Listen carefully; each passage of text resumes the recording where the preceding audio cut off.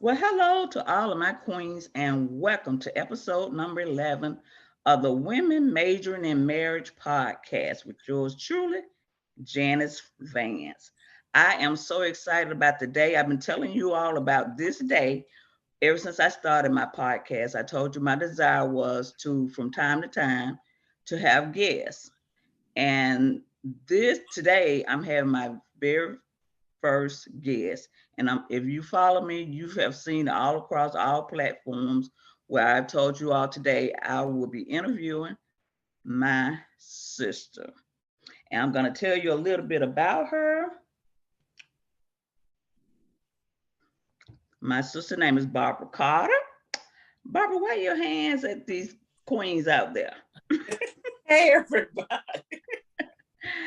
She's the mother of two adult children, Amber and Curtis Jawan. She has three siblings, and I am one of them. She's a fun auntie. She's a widow. She's a two-time cancer survivor. She's a Christian. She's a poet. She loved to write poetry.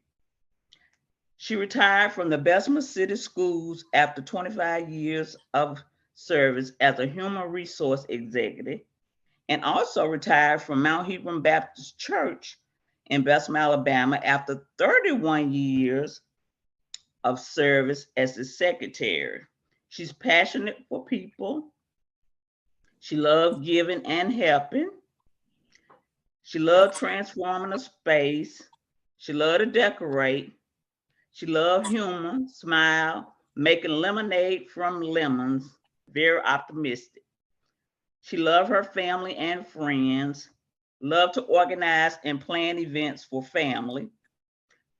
And lastly, she stated that she loved doing me, not for show, and love helping people, not for posts.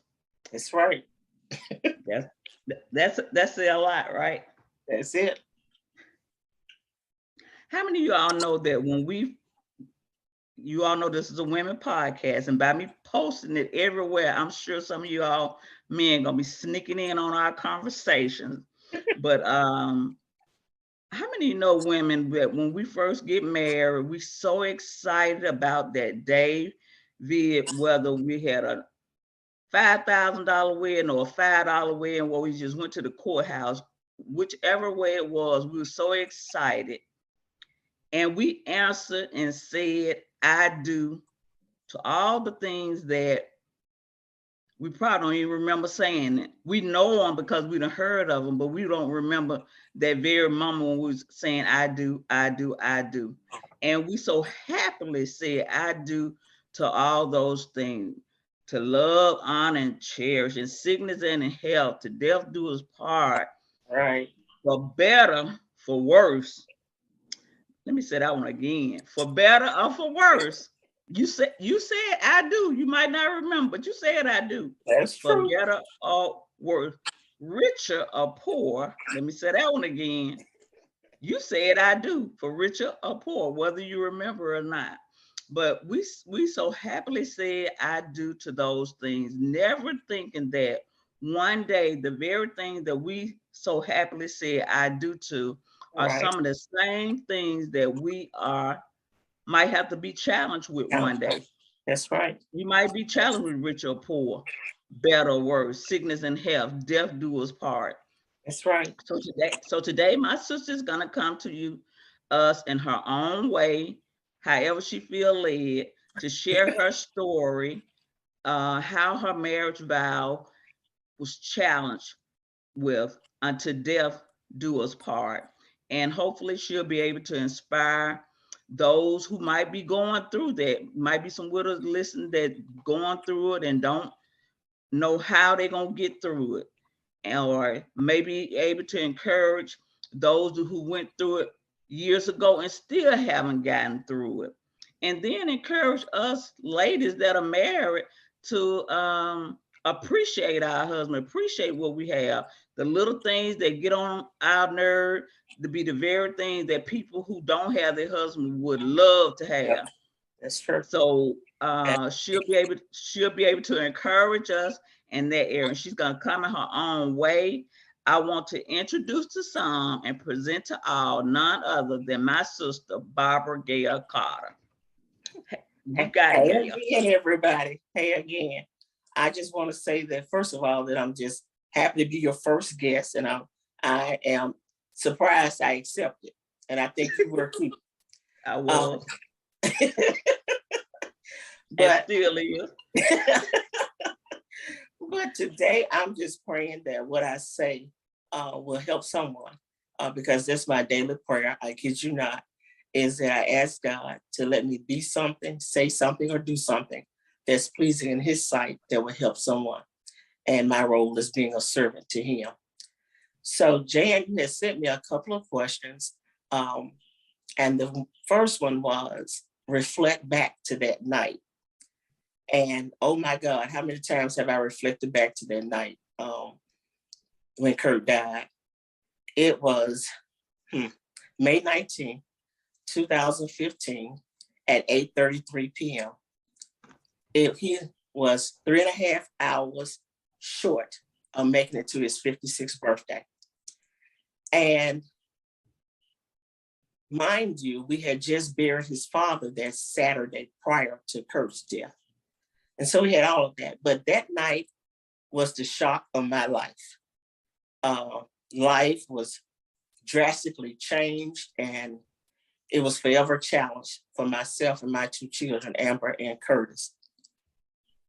I remember that night, that evening rather, he came home from work and he was tired, but he kept on saying, babe, I gotta go walking.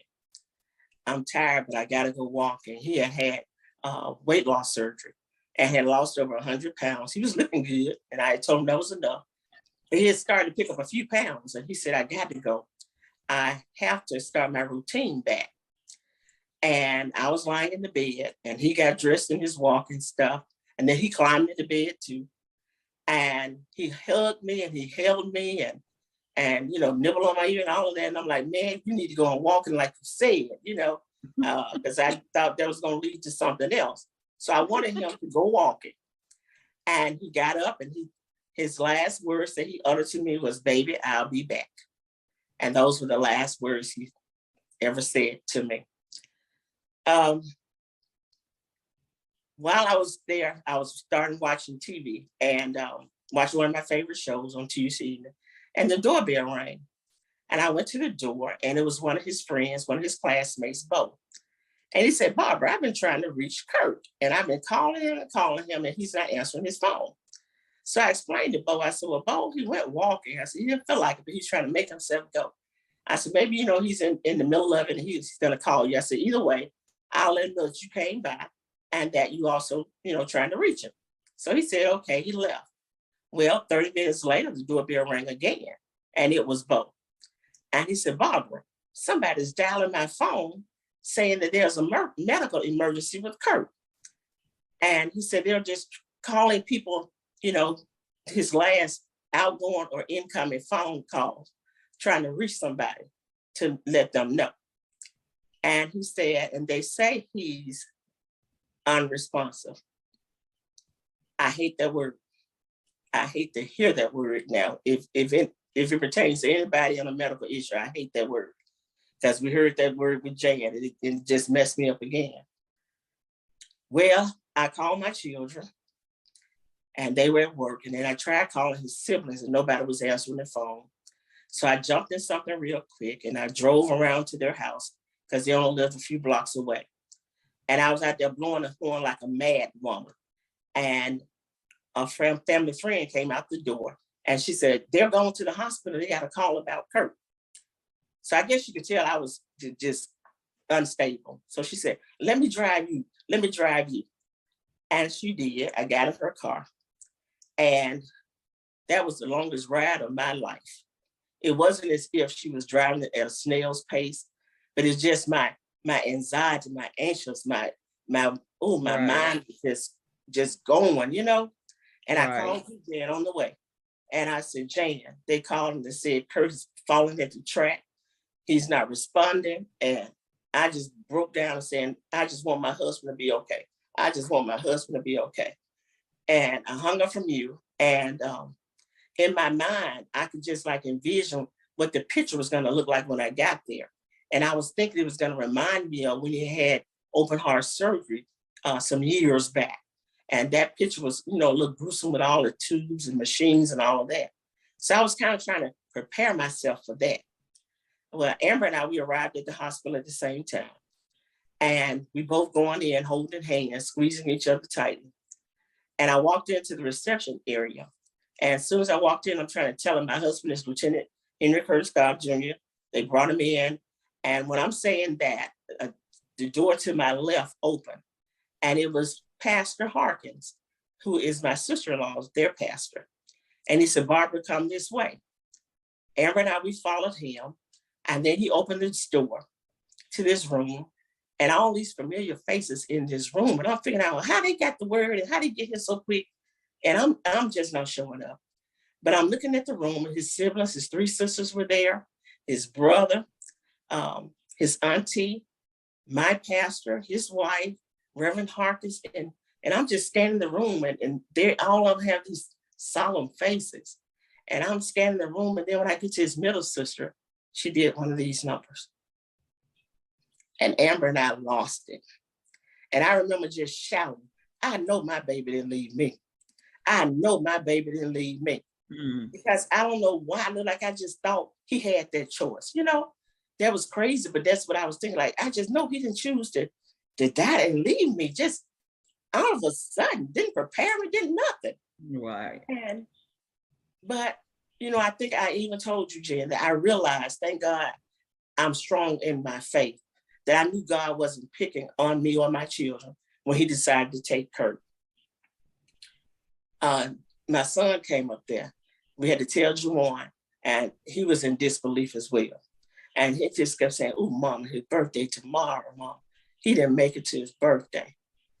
And Amber was still all upset. Her blood pressure skyrocketed. So we had to go check her in as a patient so that she could get assistance. So I had to leave the group, and they tell me so many people came. We received so much love and support. Jan, you all came up, and I was trying to tell y'all to stay, come the next day or whatever. And I remember, from those who I remember seeing coming in, they were, someone, they were coming in and saying, what Gail gonna do now? They were so upset, thinking about Gail now has lost, the love of her life, and her supporter, her caregiver, all of that. And they said, what Gail gonna do now? And I was thinking the same thing. What Gail gonna do now? But when they prepared him and they told us that we could come view him, and I was kind of scared walking that hallway or whatever. And I remember when we opened that door, I saw him lying on that cold table, and they had him, and his mouth was slightly open. He just looked like he was asleep, looked like he was in his snoring position that he normally be in their bed. But the thing that was so amazing to me was his countenance. It was like he had lost 10 years from his face, because his dad's death had taken a toll on him, and, just everyday life.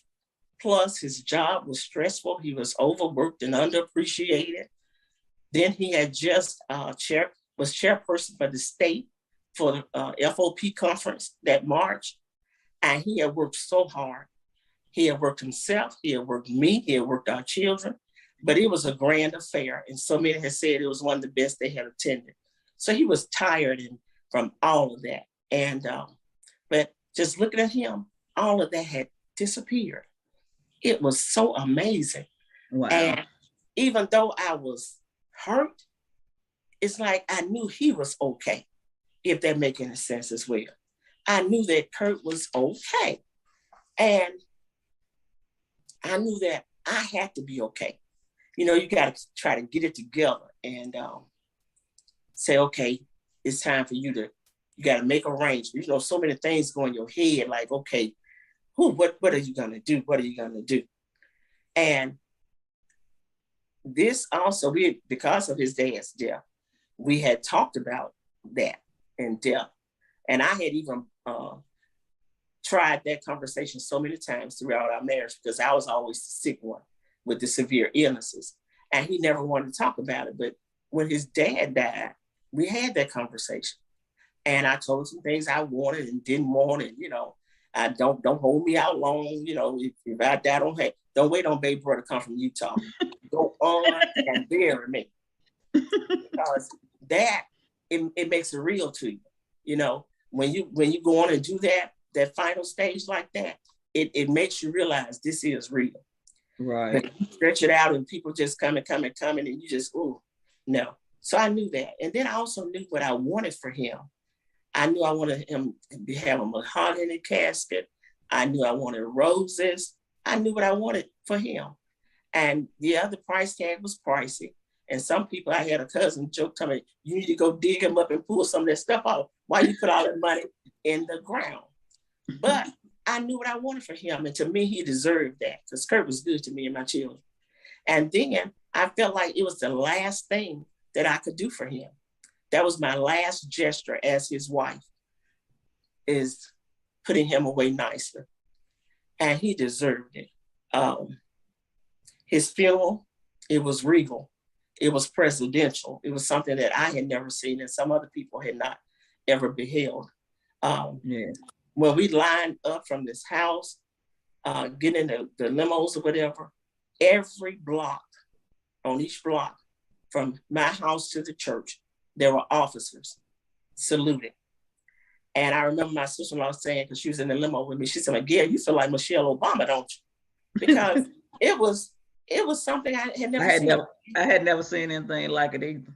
I mean, and every block, until people getting out their cars, actually videoing it, recording it on their phones and stuff. And so when we got to the church, I tried to brace myself going in because we had to have it at a large church because our church wouldn't hold it. Our edifice was not large enough. And I remember walking in New Bethlehem Baptist Church and seeing a sea of blue. There were so many officers there. They had taken up one whole section of that church because he was loved and he was respected. And so many officers respected him. So many came to my house crying in tears and just sharing some stories of how Kurt had helped them keep their jobs, encouraged them, helped them keep their homes. Some stuff I didn't even know. I'm like, what? No, wait a minute. I didn't know you helped nobody keep no house. Hold up. We need to have some conversations. But I wasn't angry because we both had that type of spirit, is that if you need our help and we're able to help you, we're going to do it. And we didn't really have to tell the other partner or whatever. But now if it was serious, where some big bucks were involved in all of that, we would consult with each other. But if it was something that we could help somebody do, help you in any kind of way, right, that's who he was and that's who I am.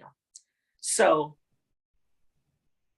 the funeral, got through it. I was trying to be strong for my children. I think they were trying to be strong. But I broke down because when I walked in and I saw him, that was one good-looking Black man in that casket. It just seemed like a waste of loss, Lord. He was looking so good to me. I said, oh my God. I always thought he was good looking, but like I didn't realize he was that good looking till he was gone. And that's sad to say. But he was. The services were nice. We got escorted from, again, leaving from the church. Even they had even shut down the exit on the interstate that passed by the church. They shut it down. Shut it down.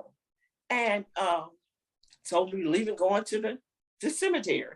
Every block again, it was either police officer or fire department officers saluting all the way.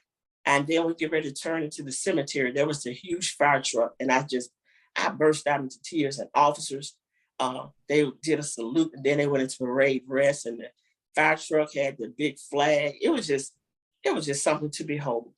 But again, I truly believe he deserved, because he was loyal to the city of Bessemer. Some of the cars that these people are riding around, those SUVs, is because he wrote the grants for.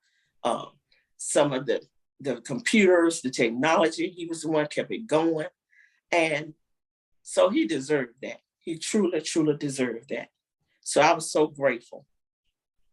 And for those And who didn't catch on, Kurt was what was his position? He worked for the Bethel Police Department. he had worked for the best police department, and he had worked there over 20 some years. And prior to that, he had worked for the Graceville Police Department, all in Alabama. And he was a police officer to his heart. He had gone up the ranks, and he had just received the rank of Lieutenant March prior to his dying, and it was long overdue, if you ask me.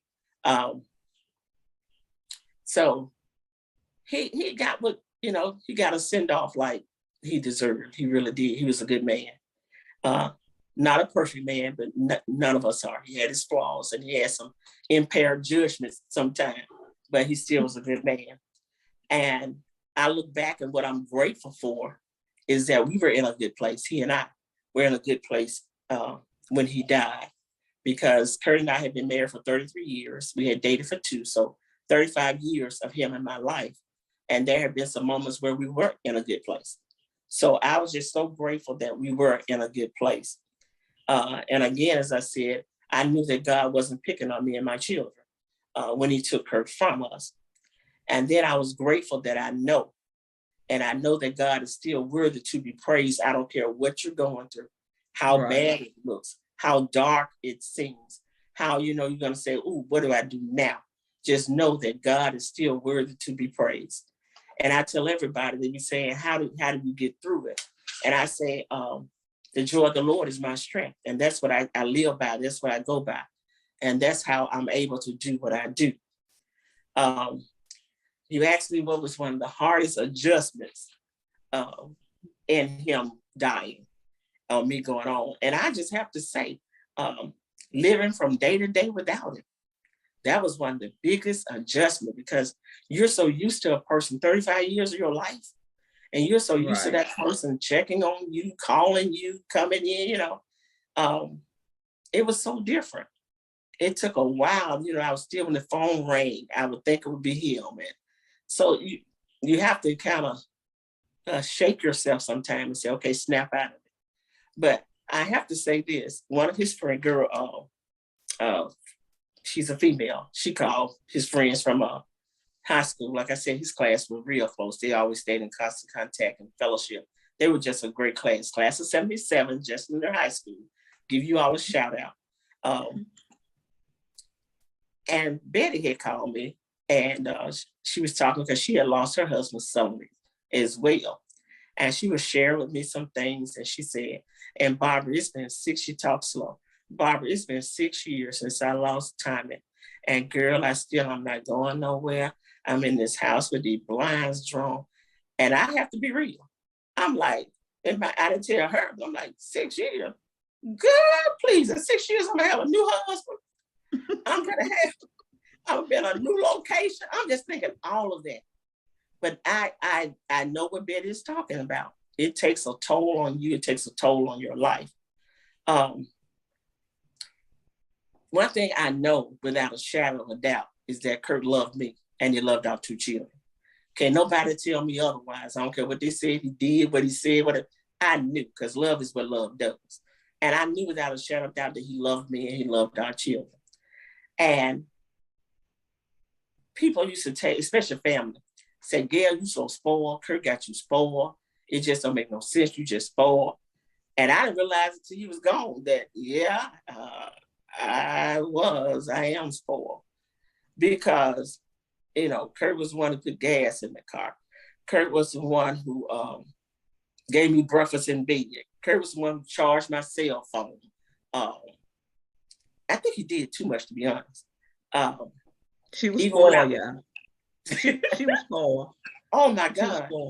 And when I got the news that he had passed, the only thing I was crying. I was so hurt. I kept saying, "What is Gail gonna do?" I didn't know how she was gonna make it, because everything.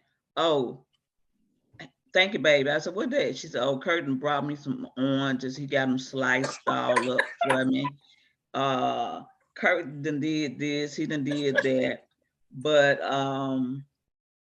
Oh and my you can share a God. little this, and you can share a little this as well, because about you being a cancer survivor. So Right.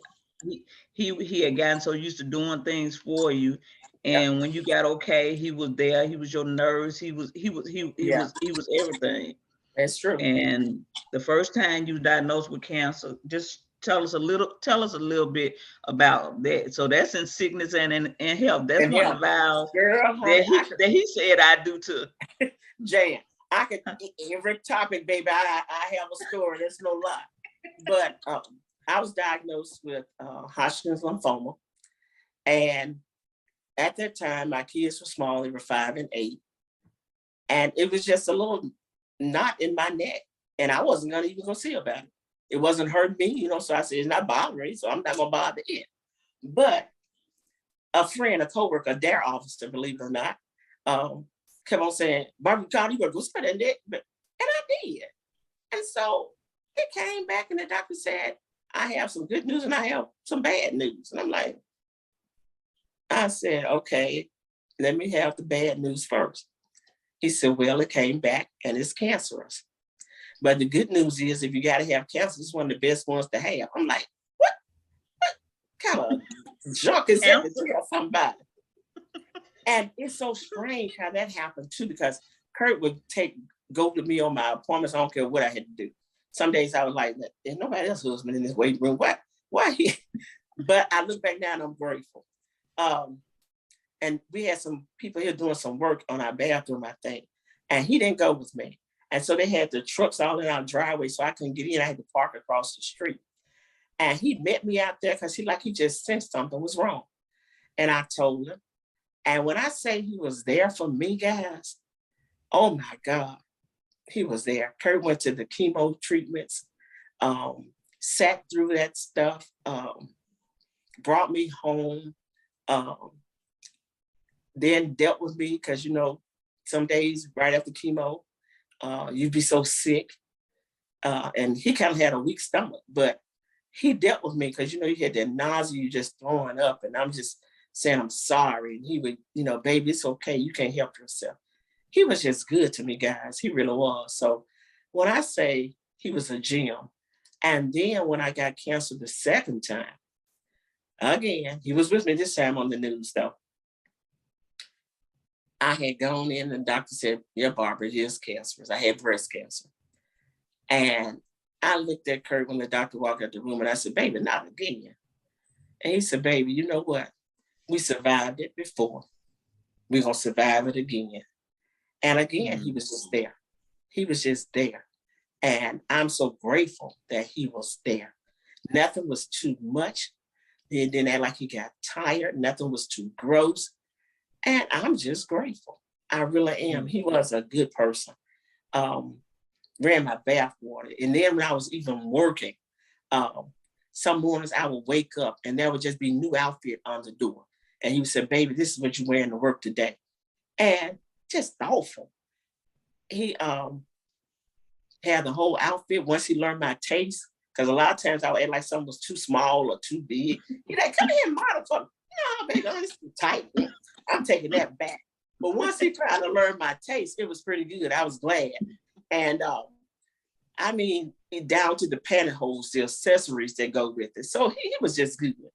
And I even also remember, James, when I was working, when I come home, those two kids, I would be wore out and I would fall asleep. And it was that time when I had hair and I had to roll my hair. And I would wake up the next morning, have rolls in my hair, credit roll my hair.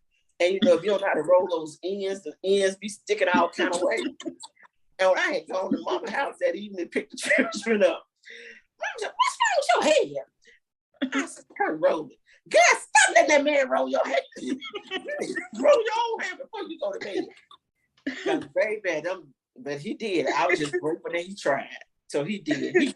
He did. He was good to me. The other adjustment is the loneliness that you have to deal with. Because after the phone calls and the texts and the visits are no more, you're left. Sit back just a little bit. Wait a minute. I can see you, but okay. That's better. That's better. Okay. Okay. All right. The The loneliness. loneliness. Yeah. The loneliness is no joke. Once, all the noise has stopped. And that's, I'm talking about again, like visits and texts and phone calls and all of that. Bobby Womack says it better. He wrote a song, say, if you think you're lonely now, wait until the night comes. Those are some long nights. They really are. And one other thing I want to tell people is that if a person, give them time to process as well. Sometimes we flood people and it's hard. And I remember one day I just said, Amber, y'all, I got to escape. And we went to Amber's apartment. And it wasn't me being rude or not being grateful for the people, who was coming to support. But sometimes you just need like a quiet time, because this stuff, when it hits you and it's a shock, you need to process it. And, people coming and you trying to smile and go through it, act normal, and you're not normal. You're not normal. Right. And you've had the shock of your life and know that your life has changed forevermore. So you're not normal. So give people a time to process it. And while we're talking, I'm just going to throw this out here for free. When a person dies, you all need to have Facebook and social media etiquette. Stop posting people's death. Let their family. Right. I had not, when I came home that night and stuff, and I said, oh, Lord, I hadn't called one of my best friends. And when I called her, she said, yeah, my daughter called me because it's on social media, somebody from the police station. And I'm like, give the family time to post if they want to post. Exactly. Give them time to notify people. Have some sense, have some etiquette. Everybody want to get out and tell how they knew that person. Hush, you have time to tell your story. Let the family be able to do that. And when I say family, I mean immediate family. My goodness, it was unreal. I mean, the videos and the tributes, we appreciate it, but it was too soon. It was too soon. So once you get through that, and I look back, and like I said, Kurt was a giver. And you know this, Jan, I mean, the holidays were just unreal. And the one prior to him dying, the Christmas before he died, it was like, it was just overly, above what he normally did. And I was like, why he buy me all these rings? And I don't need all these watches. And why, but I realized it was his last Christmas. And, but I'm here to tell you guys, that's not what you miss. That's not what matters. You miss the small things. I'm not a materialistic person. I like stuff. I like nice things. I want to ride it. I want to wear it. I want to eat it. I want all of that. But don't be so materialistic and let that be what defines you or what makes you. No, you miss the small things, guys. I miss his smell, his cologne, his scent. I held onto a shirt for the longest of him because it still had his scent on it, and until it faded away. I miss him holding my hand. Kurt was gonna always have my hand. When we go on trips, he was gonna have my hand. We're going out this house, and he was gonna have my hand. I missed him, the curbside service. He was gonna drop me off in front so that I wouldn't have to walk the distance. He was gonna go and get the car and bring it back to when we left a place. I miss that. I miss his snuggling me every morning before he went to work. I miss that grasp. I miss that touch, him holding me. And him holding me, it's like I knew stuff was gonna be okay, regardless of what we were going through. Just his touch and him holding me and that strength in his arms, I knew things were gonna be okay. I miss his voice. I miss the good morning, baby. I miss the good night, baby. I miss the phone calls during the day. How you doing, baby? Are you okay? The small things. It's not the material stuff. You can buy this stuff, and this stuff, when you leave here, this stuff is gonna be here. When Kurt died, he left everything in this house. What he had gained and all of that, this material stuff. So don't be so materialistic. That's not what you're gonna miss. I missed that. I love you. Oh my God, I miss that. I love you. I miss him telling me I'm beautiful.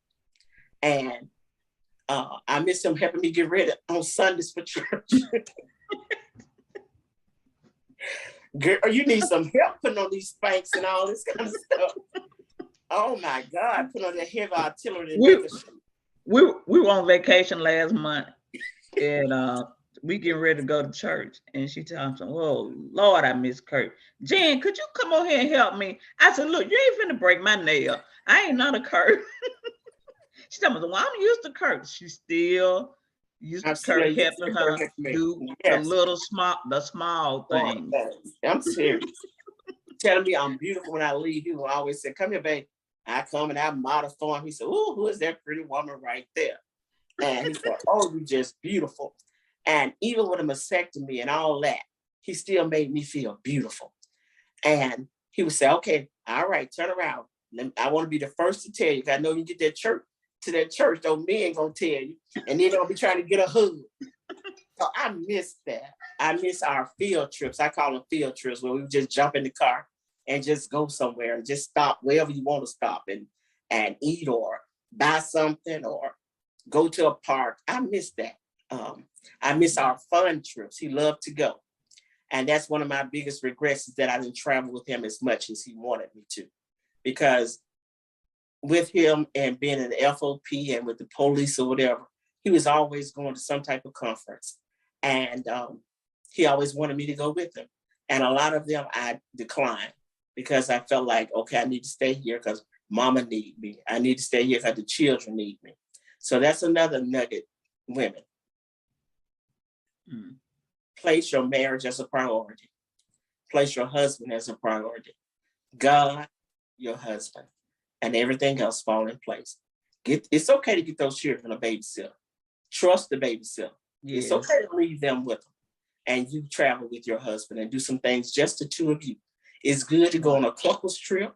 It's good to go on a girl's trip. It's good to go on a family trip. But you need some alone time.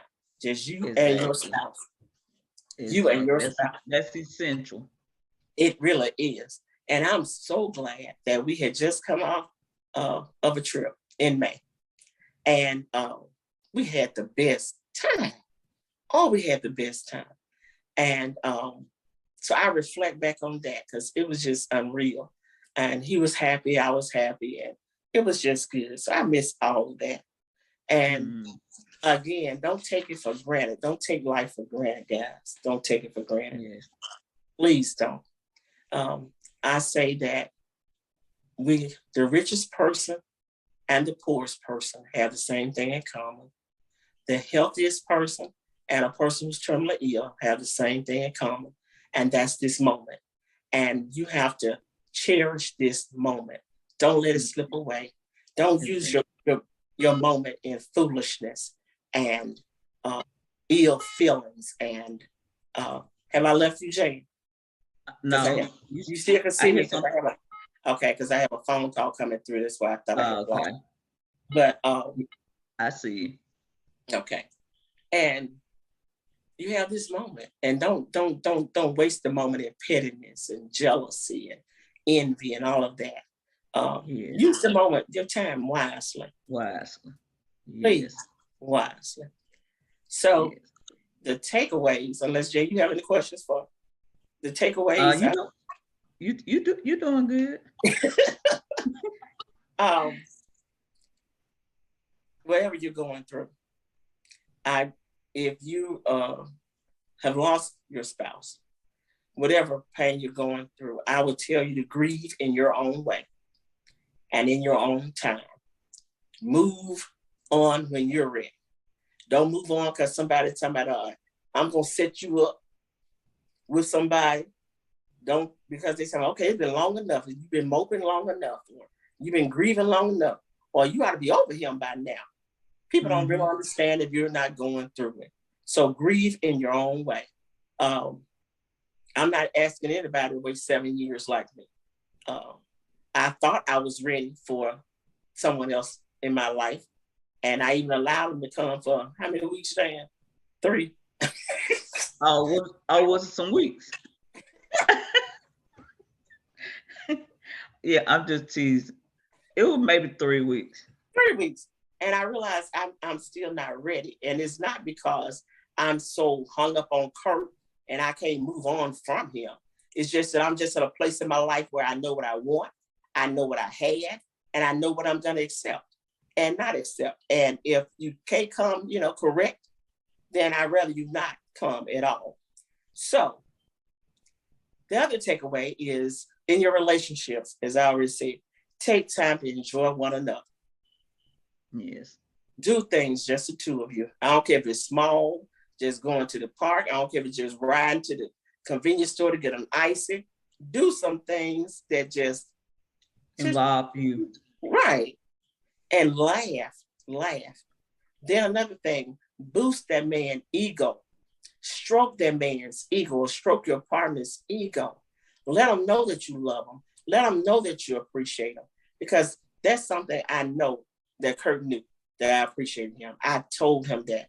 I don't care what he brought me, what he did for me. I said the thank yous, and we got that from our mom.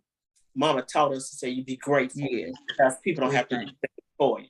And even though you're married to a person and you think, okay, that's their job, I realized through my illnesses and seeing other people up there that their spouses weren't anywhere near around, or how blessed I was to have a spouse who cared. So tell them thank you. Tell them thank you. Tell them you love them. Tell them you appreciate them. Tell them they're your king. Boost their ego. Support them. Kurt and I, we supported each other. Like I said, he had that big conference.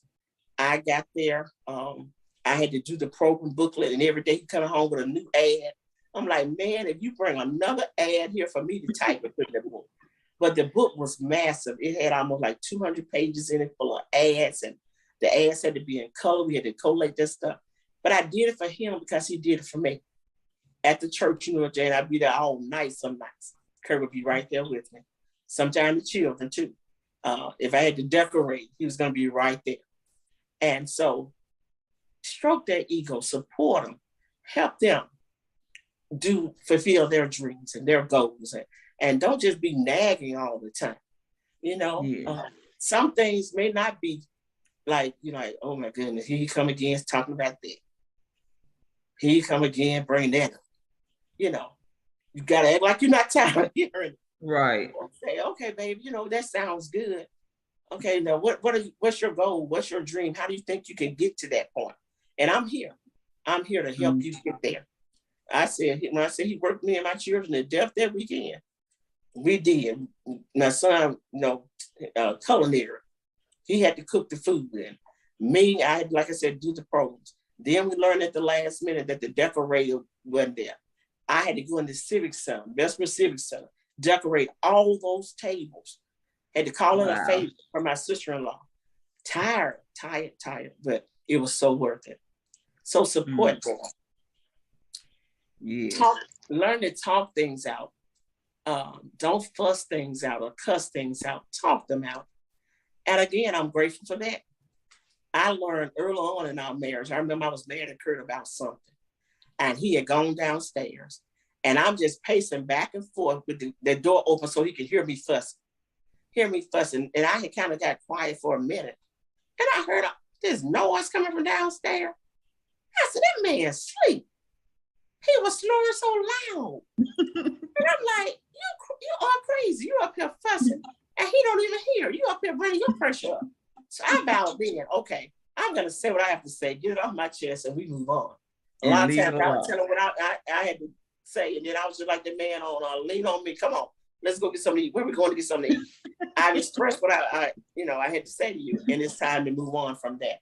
And don't hold grudges. Don't hold grudges. And never go without speaking. I didn't believe in that. And never think it's okay for your husband or your spouse to leave home. You're not that angry. And I always said, I don't care if we lived in a 3-room house, it was large enough for the both of us to calm down in that space. Never go without speaking. It's too much work. I don't see how people do that. You got to, how much work that is. A lot of energy. Intentionally not to talk. Intentionally not to speak. That's too much work. I I said stroke his ego. Then to the last thing, one of the last things is have those hard conversations about death. A lot of us don't want to do that, but the thing about it, life is a thing that's uncertain. Death is sure. We all got to leave here one day. We don't know when it's going to happen. So have those hard conversations, and then also have your affairs in order. I learned that, and Jan has harped on that, and it's so true that you need to have your paperwork in order. You need to have things like your will, your living will, because you'll be surprised when people die, how the stuff it changes. It changes. Yeah. And so the regrets, there are going to be some. You know, I look back, like I said, I didn't travel with him as much as I wanted to. And then too, I regret that I saw the value that I had in him, but I didn't see the value that others had in him. I didn't see how important he was to the city of Bessemer, how important he was to those officers, how important he was to his friends. And he was a good guy. I can see now that little impish grin. He helped so many people. And so don't live your life with regret. You know, I regret not traveling this much, but there's nothing I can do about it. Regret is just, that is all it is regret. You can't do anything about it. So don't let the moment slip away. Be thankful, be grateful in all seasons. Love on each other, love on people, help people. And as Jan said, help people without posting. I love doing me, not for a show. I love just being me. I love helping people, not for a post. Let's not be so quick to just post everything that we do for a person. I've helped so many folks and I forget about it because it's from my heart. And you run into people in the street and they'll still bring it up. And some of it I forgot. You don't remember you did? I did. I did it from my heart, not for no accolades, because man can hype you and then they'll help you. So as I said, my goal every day is to do something, say something, be something that's pleasing in God's sight. And so I'm just going to end with a poem that I had wrote to go and Kurt's program. And it's entitled Baby. And it says, little did I know that would be our last embrace. Little did I know I'd never again see your smiling face. Right now, I am feeling lost and so alone. So many questions and emptiness in our home. Babe, you have really been so good, taking care of me like a husband should. Standing by my side through sickness and health, being a great provider, working hard to attain wealth. We survived through the good times and the bad. We've stood the test of time, whether happy or sad. Our vows we've kept.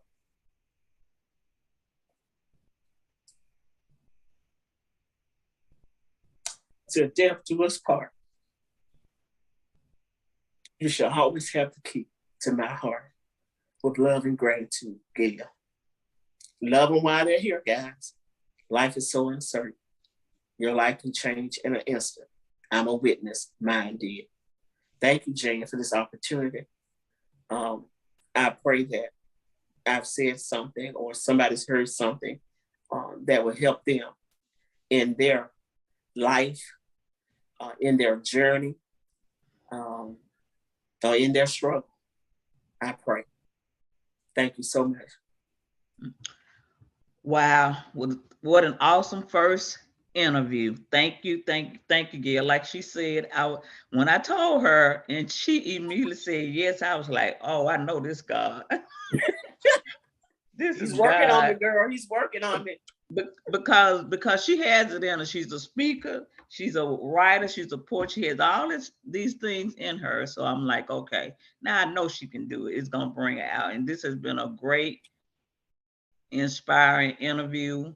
And I'm sure one other thing that I didn't touch on though is because, and this is so important, because as far as grief is concerned and loneliness is concerned, the devil will get in your ear. And it's not that you can't make it without that person. It's just like every day is a struggle. You wake up with that hole. You go to bed with that hole. You're trying to move all day with that hole in you because, the two of you made one. So it's like you're not whole yet again. And he'll get in your ear. And I'm living witness. And I haven't shared this with a lot of people. He got in mind and he'll make you think, just quit this thing called life. You don't have to hang around. And it's not that I don't think I can do without Kurt. Again, it's that feeling, it's that hole, it's that depression. And depression is real. And so I'm telling a person who's going through that or having that in your ear, because you're tired of that hole, you're tired of that void, you're tired of that emptiness, you're tired of waking up that way, feeling like that all day. Pray your way through. Pray your way through. And then also put something that means something before you. I would always see my children's face. And I would say, now they've already gone through this, hurt in the loss of a parent. Now, why you want to hurt the two most precious things that you love? And I would see my mom and my siblings. And I fought my way back, guys. I fought my way back. I'm always one who smile, I don't care what, and laugh, I don't care what. And so I was hidden. I've heard them say hidden behind the mascara, hidden behind the mask. That part was hidden from those who I love. They didn't know that I had those thoughts or I was going through that. So, check on the folks who smiling, check on the ones who laughing. And then the ones who are obvious, you can tell they're different, check on them as well. But if you're going through that, there is light. Life is worth living. Don't succumb to what the enemy is putting in your ear. I love y'all with the love of God. You can get through it and pray. And what I had to do, I promise you guys, I prayed and asked God to renew my mind. Give me a renewal of mind. That's the key. That is the key. And he will give you a zeal and zest for life. So, hey, I'm on a new journey now. I'm on a new kick now, baby. I'm trying to get some of this weight off of me so that I can just live my best life. And that's what I encourage you to do too. Again, I love you with the love of God. And I pray that you've been helped. I'm sure a lot of people have been helped and been blessed. Those who have gone through it, those who's going through it. And even it might not be death. It might be another season that you're going through in your marriage or whatever that you want to give up on it or you don't feel like there's no hope. I'm sure from this interview, you learn how you can make it. But think about what she went through suddenly, and she's still here to tell her testimony. That's right. And so we can, but don't suffer in silence. A lot of people walking around suffering in silence. It's okay to get help. It's okay to say I'm depressed. It's okay. Right. No matter what it is, it might not even be a husband. That might not even be the situation. It might be something else. But whatever it is, you can get through it. This has been a great interview. You can get through it. I have certainly been inspired, and I know everyone else has as well. I thank God for a testimony. I thank God for the time that he allowed her and Kurt to have and to share, and all the good times. And she shared some of her regrets that she didn't go on some of his trips with his job, but he took her on a lot of other trips. They went on vacations and spent time together. So that's important too. So remember that it's not like you did go on trips with them. I did, girl. Even the last one's Jay. I even had to lie to Mama. Mama thought I was still at home because we had gone on a trip in February for our anniversary. And I remember calling Mama, and I'm just talking like I'm still in Beltsman stuff. Then I said, Mama, let me let you go. I said, it's Valentine. I got to go and spend some time with my husband. I said, our anniversary. It's our anniversary weekend. Mom said, I said, all you want, I'm going to go spend some time with my husband. So Mom didn't even know. And then when I had gone on the trip with him in May, She didn't know. She thought I was still at home. I'm just talking to her just as nice. But I just didn't leave her there. I think you had came, Jan. I always Yeah. had I always had somebody Right. after her and stuff. But yeah, I had to get to a point where I had to start telling mama, uh, because I realized, and now I know it was her dementia. Anytime I would plan a trip with Kurt, uh, You're mom would gonna get always sick get the sick. night before, baby. You She need would to get go to the sick the emergency night before. room. Yep. Gail, I need to go to the emergency room. So then that would make me cancel my trip. But I don't regret doing what I did for her. I really don't. But hey, I did. I Yeah. went on trips with Kurt and we enjoyed ourselves Yeah. indeed. Yeah. I did a lot of trips and a lot of family trips with the Yep. children when the children were small and Yep. everything. Yep. But that was just that was great. I appreciate it. I'm sure um, everyone has gotten something out of this, something of value that they can take and use in their life.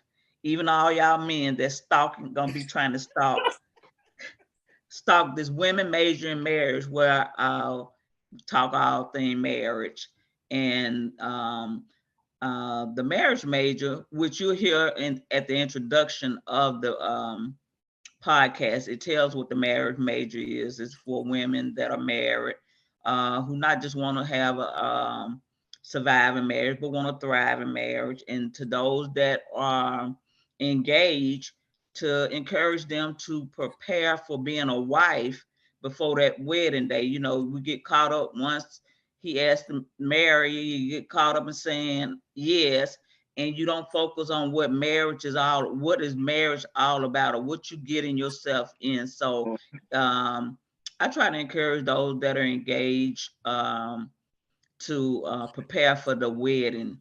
I mean, their marriage, prepare for being a wife. What is Right. it? Can you cook? Can you manage money? Some sitting around waiting on husband, hadn't gotten husband. Are you really wife material? Right. We Right. we want husband, we believe in God for husbands, but you can't manage your money. You ain't gonna be able to manage his. You saying you will, but you won't. Oh, right. You can't keep your clothes washed, but you saying you're gonna be able to keep his. So I try to encourage them. You stop and picking up all your fast food because you don't know how to cook, but you could say and you're gonna learn how to cook when you get married. So just to encourage them to um prepare for being a wife, know who you are, and embrace yourself. And then those that are in the season of waiting, seem like that's the most people that I hear from, those that are believing God for their husband, waiting for their husband. And I encourage them to let him find you. Right. Don't be vulnerable. Right. Don't let down your standards uh, just to say you got a man, or you tired of waiting, or you looking at the biological clock talking about, oh, I'm in my 30s, I'm in my 40s, I need to get married. So you get anxious and you just settle for anything. But enjoy life and find yourself, learn you, love yourself. That's So right. that's what the marriage major is all about.